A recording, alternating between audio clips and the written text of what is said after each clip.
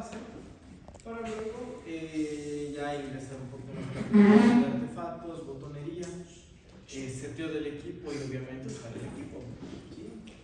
Como les mencioné la semana pasada, una de nuestras como que metas objetivos es al menos que cada uno de ustedes sea capaz de realizar una ecografía FAST, todo lo que es un global FAST. Entonces, primero, súper resumido, ¿no? ¿Qué es el ultrasonido? Son ondas sonoras con una frecuencia de más de 20.000 Hz. Es decir, esas ondas sonoras no son audibles para el oído humano, ¿sí? Pero sí son percibidas por cierto tipo de animales. Delfines, por ejemplo, ¿sí? Se menciona que los gatos hasta cierto punto son capaces de registrar esas ondas de ultrasonido. Elefantes sí son capaces de registrar estas ondas, ¿sí? De todas maneras, la onda de ultrasonido sigue siendo energía mecánica. Se diferencia principalmente de lo que es otro tipo de técnicas de imagenología, como los rayos X, en que acá no es energía de espectro electromagnético, es decir, no es energía ionizante. Esta es energía mecánica, ¿sí? Y al igual que todos los tipos de energía diferentes se transportan mediante ondas, ¿sí? Esas ondas van a tener una frecuencia, ¿sí? Es decir, cuando hablamos de una frecuencia, hablamos de un número de ondas que se encuentra en una unidad o intervalo de tiempo definido, ¿sí? Si tengo más ondas, ¿sí? Si tengo menos ondas, ¿sí? Longitud de onda, velocidad y amplitud, ¿sí? Son valores que todas las ondas van a registrar. ¿Cómo se forma el ultrasonido? Si se acuerdan o si hemos visto todos un transductor de un ecógrafo, ¿verdad? Sí, ¿no? El transductor del ecógrafo actúa tanto como un emisor de ecos, así como también como un receptor de ecos, ¿sí? Ahora, ¿en qué se fundamenta esto? ¿Sí?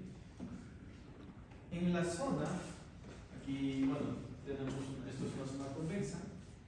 En esta zona de acá, tal cual como cuando lo checamos en la parte del laboratorio, en la parte de en el laboratorio, en esa zona muy específica existen algo que se conoce como cristales piezoeléctricos. Esos cristales son cristales de cuarzo, ¿sí? Que cuando el equipo se encuentra activo, esos cristales vibran.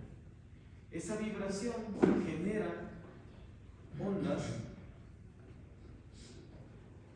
y esas ondas son capaces de emitir, en este caso, valga la redundancia, ondas de ultrasonido, pero son esos mismos cristales quienes detectan y hacen la función de un receptor cuando el sonido rebota en una superficie. Esas ondas sonoras regresan hacia el transductor y el transductor, perfecto, recoge esas ondas y las analiza. De esa manera vamos a lograr obtener una imagen. Eso se conoce como principio pulso-eco. Es decir, el transductor, mediante la actividad de los cristales piezoeléctricos, genera ondas de ultrasonido. Estas ondas de ultrasonido salen, rebotan, tienen interacción con cualquier tipo de tejido al cual estemos realizando pues, la ultrasonografía, regresan esos ecos, ¿sí? Y el transductor los recibe.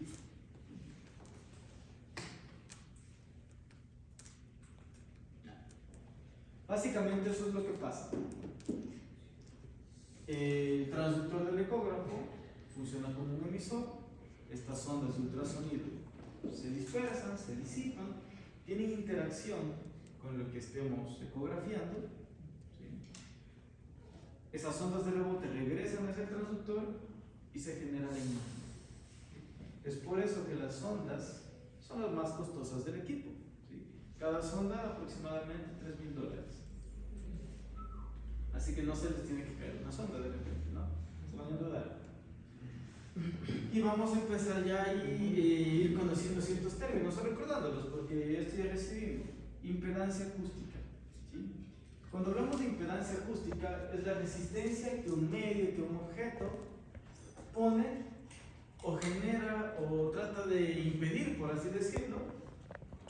que es la propagación de las ondas sonoras. No es directamente la densidad del tejido, pero sí tiene que ver muchísimo con la densidad.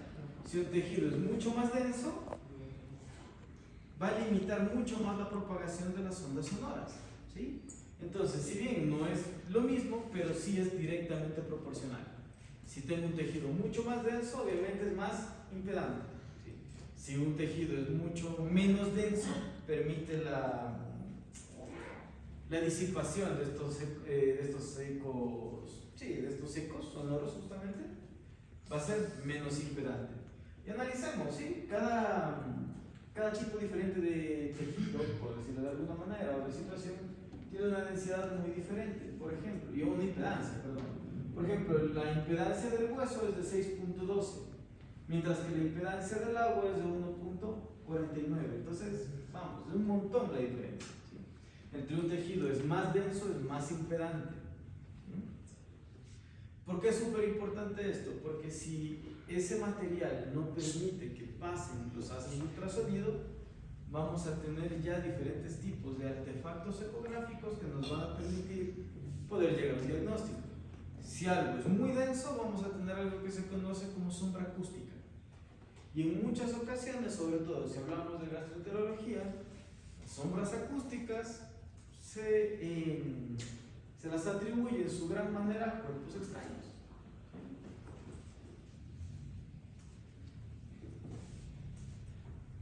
¿Por qué es súper importante esa imagen? Fíjense que básicamente eso es una imagen ecográfica y eso es lo que vamos a ver. ¿Qué creen que estamos viendo ahí? ¿Ustedes ya vieron esto ahí? ¿Vejiga? No. Hígado, muy bien. ¿Por qué? Porque tiene la limitación y la ecogenicidad es distinta. Esta puede ser hasta la vesícula. Es la vesícula, de hecho. Muy bien, Cristian. Primero, ¿qué tenemos? ¿Sí? Ecogenicidad, un patrón de gránulo coincidente con parénquima hepático. Segundo, ¿qué más? Una zona hipoecogénica en relación al parénquima hepático, ¿sí?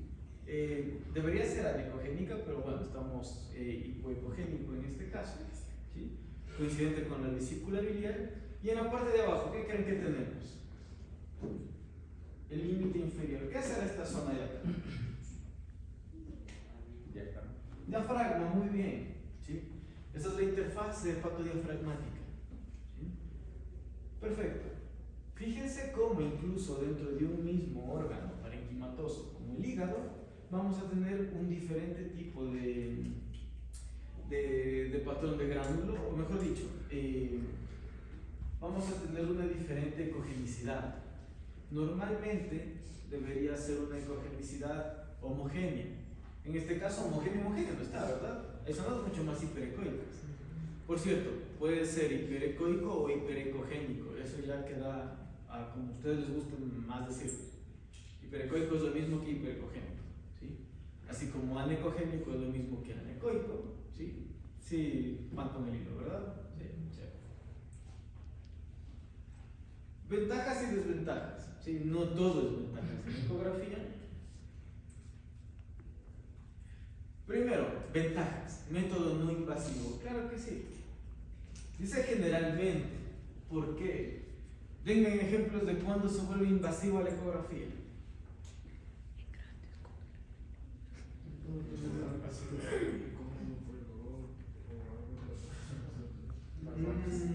No. En grandes, en las vacas. No cuando hablamos de dolor. Algo más. En las vacas, cuando les meten el ecógrafo. Perfecto, Yelena. Repítelo. Cuando les meten el ecógrafo a las vacas. Esto sí, ¿verdad? Sí. Esto se llama técnica intracavitaria, en donde entra la ecografía transrectal, por ejemplo.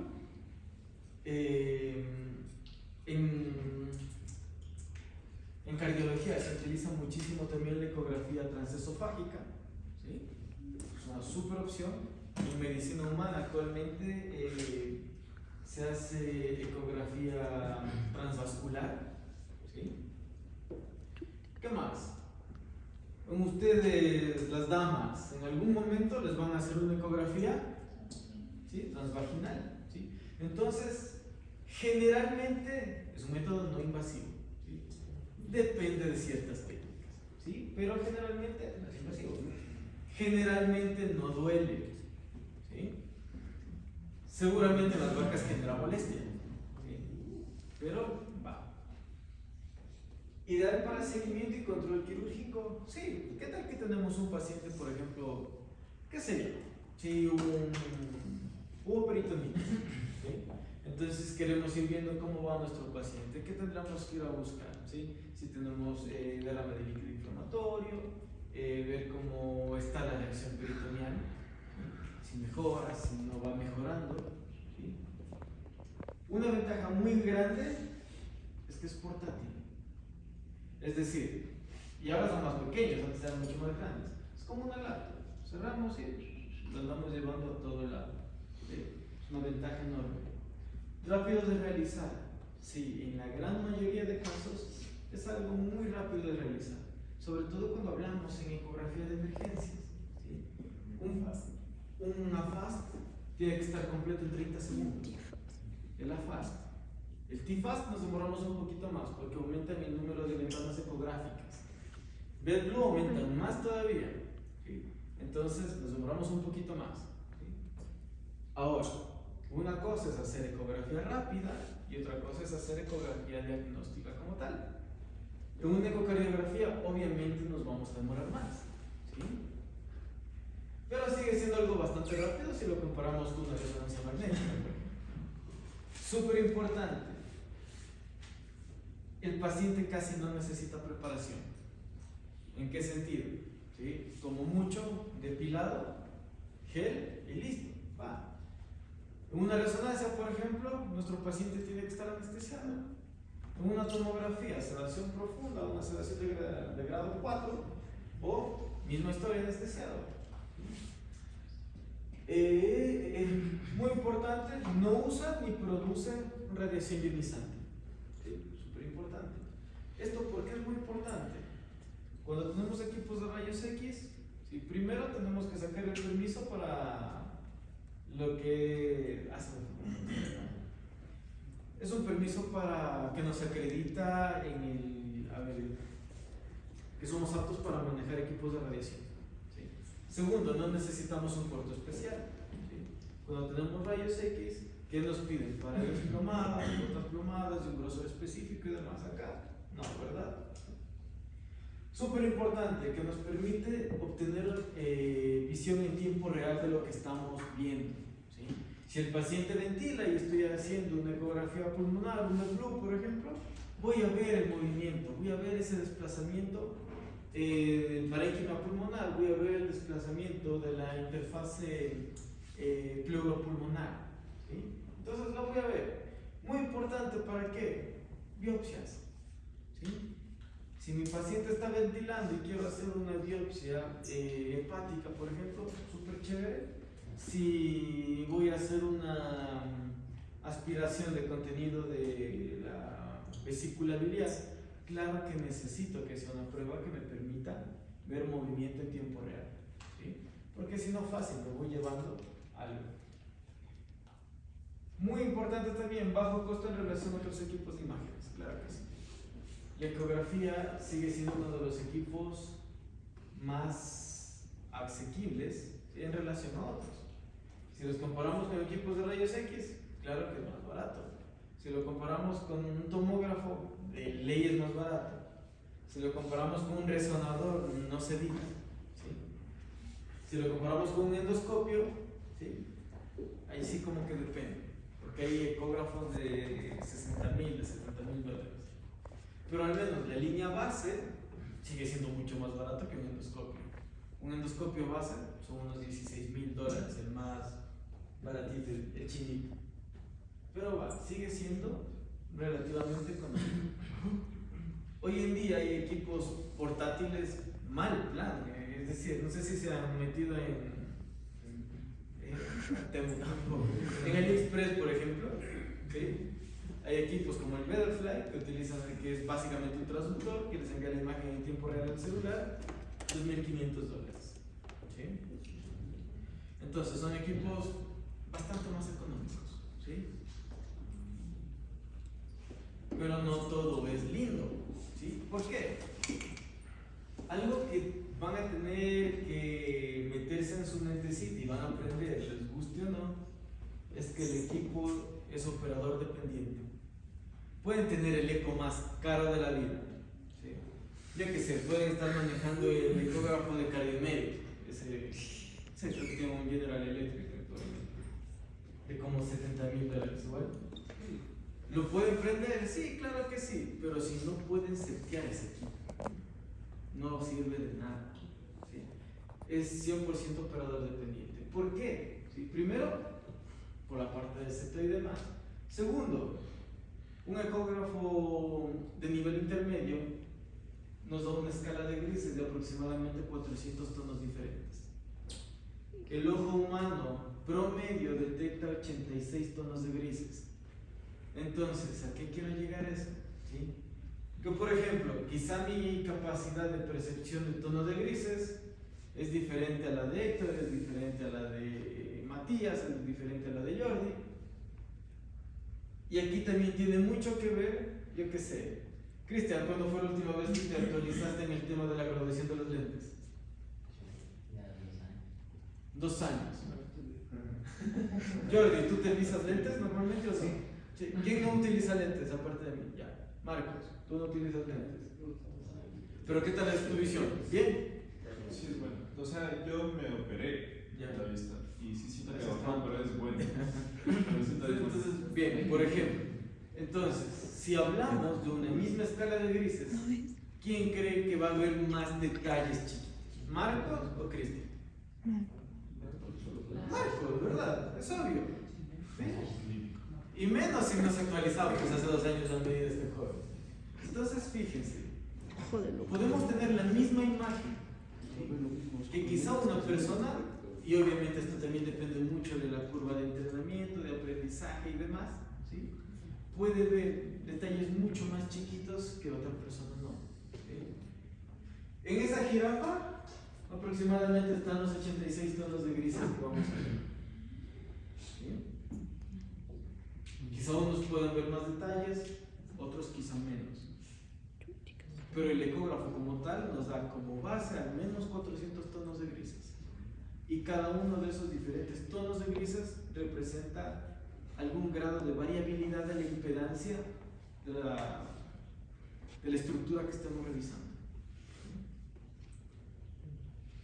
¿De qué también depende? De su estado de ánimo, ¿sí? ¿Qué tal que Cristian, aparte de que está ahí como un topo, se pegó una chuma Y ve doble. y ahorita literalmente está viendo doble, está con dolor de cabeza, con el malestar corporal y demás? ¿Creen que su capacidad de ver y percibir detalles va a ser buena? No, sí. Ya no les digo. Entonces, si alguno de ustedes está medio enfermito y medio malo de su pancita y está con dolor abdominal y demás, no van a hacer una buena ecografía, ¿sí? Si es que, yo que sé, tuvieron una pelea con su pelada y terminaron, no van a tener una buena ecografía, ¿sí?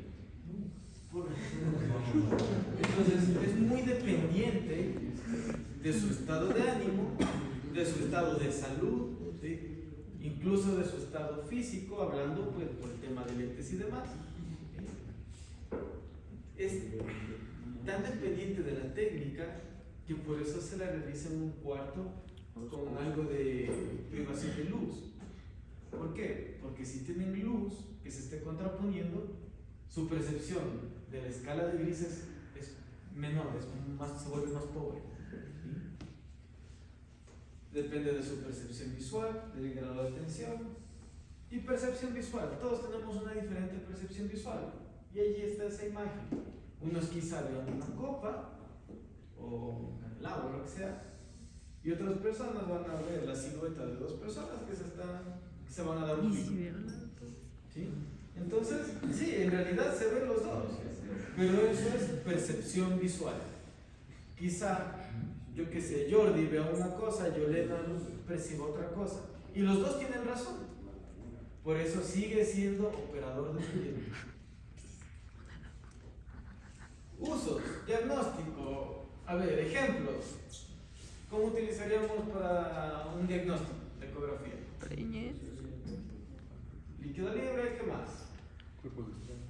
Ojo, cuando hablamos de líquido libre, el líquido libre no es un diagnóstico. ¿Por qué? Porque el líquido libre, así como puede ser sangre, puede ser derrame, ¿sí? Puede ser orina, si se rompió la vejiga. Cuando tenemos líquido libre, nos quedamos ahí, en líquido libre, porque no sabemos qué es. ¿Sí?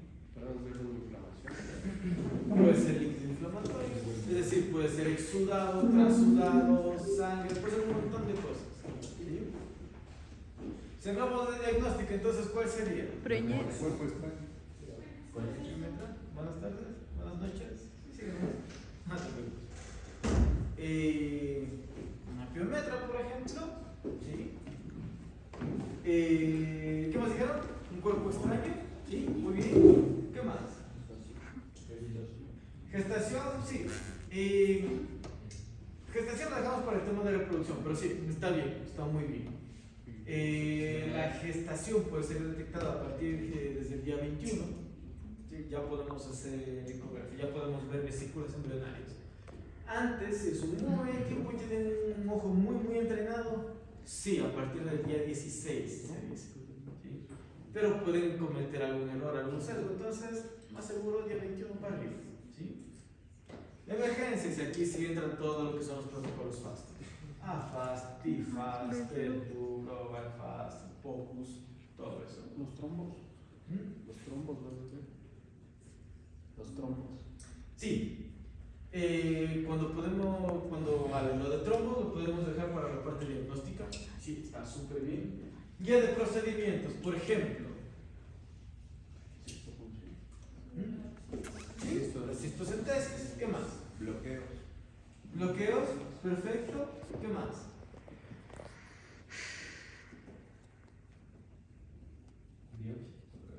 Biopsias, perfecto. ¿Qué más? Para los procedimientos cardíacos. Yo he visto que en cardiométrico operan mientras hacen los ecos. Sí.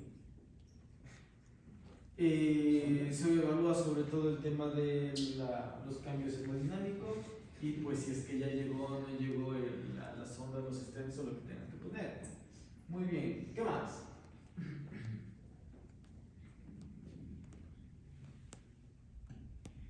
En humanos sobre todo se utiliza hoy en día mucho para el tema de vías venosas centrales, por ejemplo. ¿Sí? En humanos es un poco más complicado que en veterinaria, porque en humanos las vías venosas centrales se ponen en las subclavias. ¿Sí? Y si hacen una mala punción de la subclavia, a ver, si es que no le dan la subclavia, entran al espacio pleural y se genera un neumotórax de tensión. ¿Sí? Sobre todo en humanos. En nuestro caso, como en veterinaria ponemos las vías centrales en las yugulares externas, no tenemos ese riesgo. ¿Sí? Reproducción, aquí sí vamos con el tema de gestación, ¿sí? Va, se sobreentiende. También vamos para, pues, cuando hablamos de síndromes de ocupamiento uterino, como hiperplasia endometrial quística, mucometra, hemometra. Intensivismo e intervencionismo, lo que decía acá Nicolás, que estaba muy bien en el tema del cardiointervencionismo. ¿Qué más? Algo súper sencillo aquí. ¿Cuándo en el paciente hospitalizado, cuándo podemos utilizar ecografía? ¿O cómo podemos utilizar la ecografía para saber cuándo ya le metí suficiente fluido o no? Función cardíaca. Sí, muy bien. Eso se conoce como la aparición de apartamiento. Colapsabilidad de cava caudal, súper bien. Entonces, sí, nos sirve como guía terapéutica. ¿Sí? Es decir, perfecto, ya prácticamente no tengo beso papilar porque las paredes del ventrículo izquierdo ya están muy llenas, ¿sí? La cisterna ya está muy llena, le metimos mucho fluido, perfecto, se nos pasa la mano, dejamos ahí.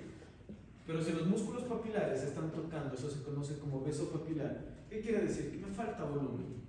Si la cava caudal ya no está colapsando, ¿sí? ¿Qué quiere decir?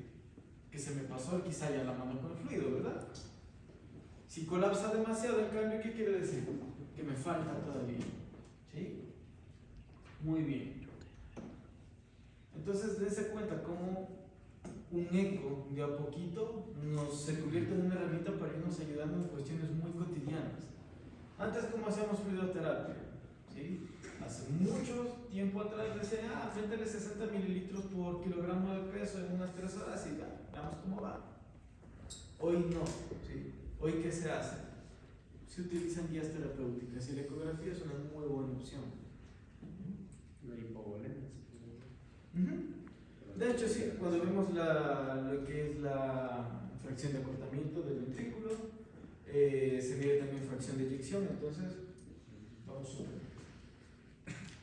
Hablemos de modos ecográficos. Tenemos al menos 3 básicos. 2 vamos a utilizar nosotros de manera muy cotidiana. El modo A casi no lo vamos a usar. Modo B y modo M, sí. Generalmente el modo A está... A ver, no es exclusivo, pero sobre todo está orientado para lo que es ecografía ocular, ¿sí? El modo A viene de amplitud. Cuando utilizamos el modo A, vamos a tener, la pantalla del ecógrafo se va a sufrir una pequeña transpolación y entonces el eje orientado a la imagen que se genera de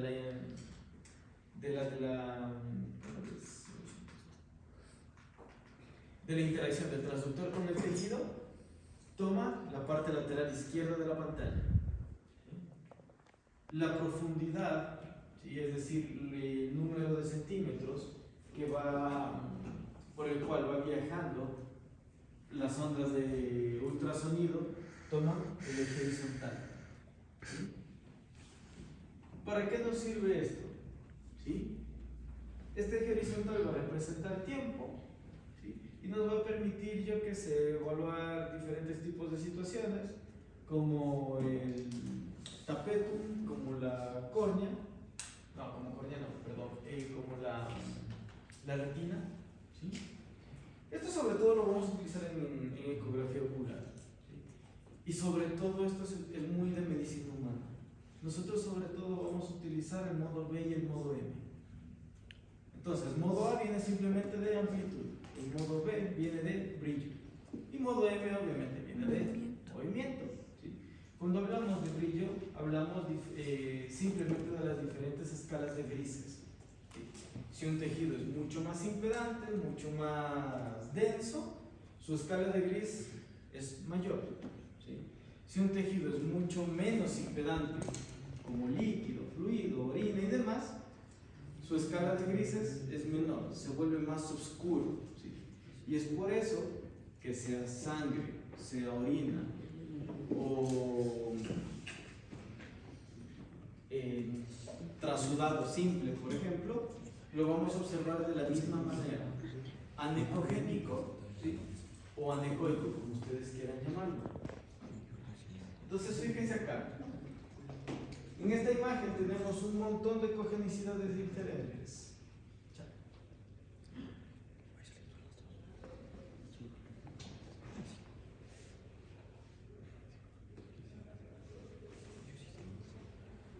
Tenemos un montón de ecogenicidades ahí. Tenemos ecogenicidades, ¿sí? Anecoicas, tenemos zonas hiperecogénicas, tenemos zonas hipoecoicas en relación a otras zonas, ¿sí? Ese es el modo brillo, ¿sí? El modo brillo simplemente o modo B simplemente nos habla de diferentes escalas de grises, nada más. ¿Por qué no utilizamos el modo A? ¿Por qué no sirve el modo A? El modo A, ya, no es que no sirva, sino que, por ejemplo, para lo que vamos a ecografiar de manera cotidiana, no nos representa mucha utilidad, ¿sí? Está diseñado sobre todo, orientado sobre todo para ecografía ocular, ¿sí?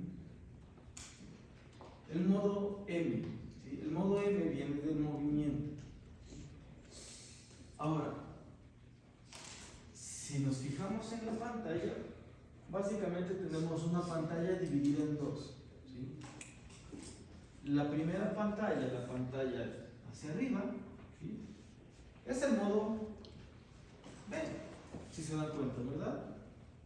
El modo M utiliza como base la información que nos da el modo B y lo transforma en una imagen dinámica. Es decir, si yo con mi transductor estoy utilizando el modo B y lo muevo en el abdomen, veo movimiento, ¿verdad? Tengo una imagen dinámica que se mueve. Pero cuando utilizo el modo M, ¿sí? Voy a obtener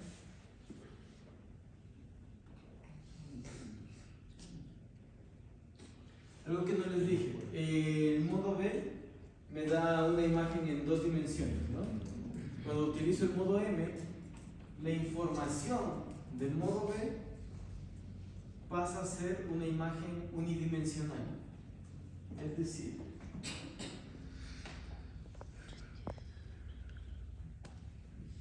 ¿se dan cuenta que aquí tengo una línea punteadita? Ya. Entonces, el eje que tengo acá, ¿sí?, me va a permitir saber en tiempo real, en movimiento, en una imagen dinámica, qué es lo que está pasando en esta zona. ¿Sí? Es ese corte. Exactamente. Si esta zona de acá se estira, voy a tener una ondulación. Si se estira, ¿sí?, tengo una imagen que va ondulando y cuyo básicamente es una onda, ¿sí? Esta onda se aleja de sí mismo o se acerca en dependencia del tipo de movimiento que está sufriendo esa estructura, ¿sí? Ese es un ejemplo de un ventrículo izquierdo, ¿sí? Si el ventrículo izquierdo se contrae hacia sístole, la onda, ¿qué va a hacer? Se va a cortar, ¿sí? Cuando haga diástole, cuando se distiende el ventrículo, en esa zona, en esa imagen, en esa imagen unidimensional, la onda va a dilatarse, ¿sí? ¿Y para qué nos sirve eso? Podemos medir y podemos saber qué tanto se está cortando el ventrículo izquierdo o qué tanto se está dilatando, ¿sí? Y de allí sale lo que son diferentes medidas, como la fracción de acortamiento o la fracción de eyección, ¿sí? Entonces, el modo B, escala de grises, imagen bidimensional. Modo M es el modo del movimiento, pero utiliza la información que nos aporta o que está obteniendo del modo B, ¿sí? Y pasamos de una imagen de dos dimensiones a una imagen de una dimensión. Muy importante, vamos a tener una escala de tiempo, ¿sí? ¿Por qué? Porque me sirve, y la típica acá es sacar diferentes tipos de frecuencias, frecuencia cardíaca, por ejemplo. Cuando hacemos ecografía en cachorritos, ¿sí?, y para conquistar a los dueños, ¿qué van a hacer ustedes? ¿Qué hacen ustedes? Frecuencia cardíaca de los bebés, ¿sí? Entonces activan el modo primero, ¿sí?, se posicionan muy bien sobre el corazón de los bebés. Activan el modo M del ecógrafo sobre el corte del ventrículo izquierdo del bebé y van a tener la frecuencia cardíaca. Y eso va a enamorar a los tutores de los perritos, ¿sí? Entonces es algo súper chévere, algo que no les quita nada de tiempo. Entonces, por ejemplo, en una se utiliza eso. Lo que decía acá Matías, para evaluar la colapsabilidad de la cava caudal, se utiliza el modo M, ¿sí? Bueno, y si utilizamos el modo M de paciente, estamos utilizando el modo B, eso se sobreentiende. Porque el modo M, no se olviden que utiliza la información que le aporta el modo B. No puede activarse el modo M de la nada, de golpe, ¿sí? ¿La línea de movimiento sería igual que en la modo A? No. Sí. Cambian las imágenes. Esta es una imagen en dos dimensiones. Esta es una imagen en una dimensión. Ahora, lo que nosotros queremos ver lo vamos a direccionar porque siempre vamos a tener una guía, ¿sí? Entonces, por ejemplo, si ven esta línea puntuada, ya, esa guía nos indica la zona específica que queremos ver, ¿sí? Ahora, Por ejemplo, si acá tenemos acortamiento por sístole, eso se refleja inmediatamente acá, ¿sí? Eso sí, lo único que cambia es la dimensión en la que estamos trabajando. Y obviamente que la de abajo nos da una escala de tiempo, ¿sí? En la de arriba no tenemos escala de tiempo. Lo único que vamos a tener es una escala de profundidad, ¿sí? Y en la que no hay que confundirnos, porque también se suele mencionar que la escala de profundidad es igual a una escala de tiempo. ¿En qué sentido?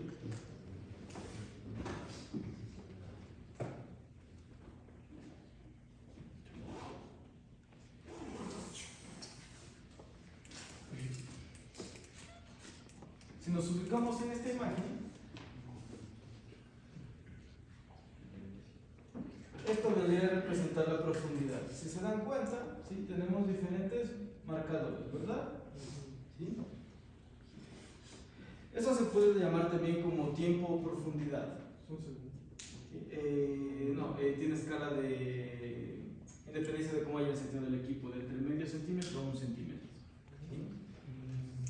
¿Por qué se la conoce también como escala de tiempo, profundidad?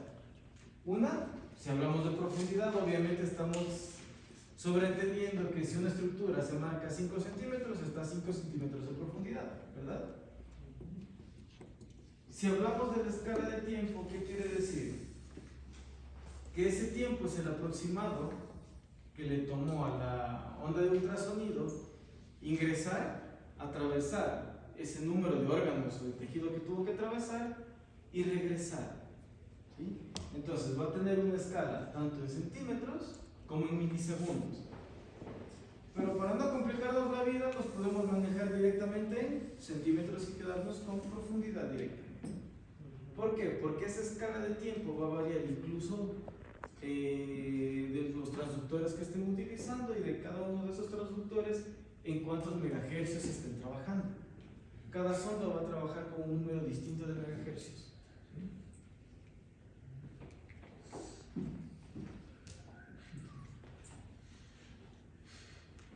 Nuevamente ya vimos lo que era el transductor, ¿sí? Recuerden que el transductor va a tener una zona en donde están los cristales piezoeléctricos. Vamos a tener una muesca que nos indica hacia dónde o cómo deberíamos sujetar el transductor. Recuerden que la muesca debería ir hacia qué lado? Hacia la cabeza del paciente. Y generalmente la cabeza del paciente va a ir hacia la izquierda del operador, ¿verdad? Muy bien.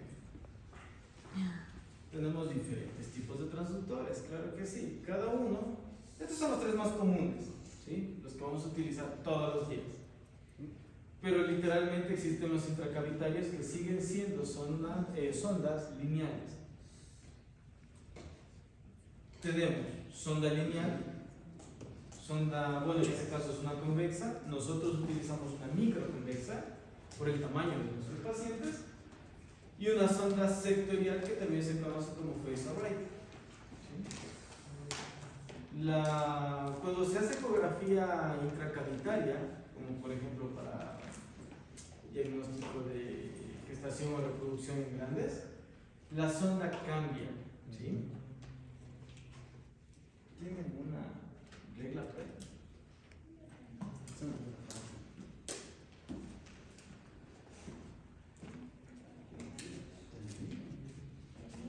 Qué bueno.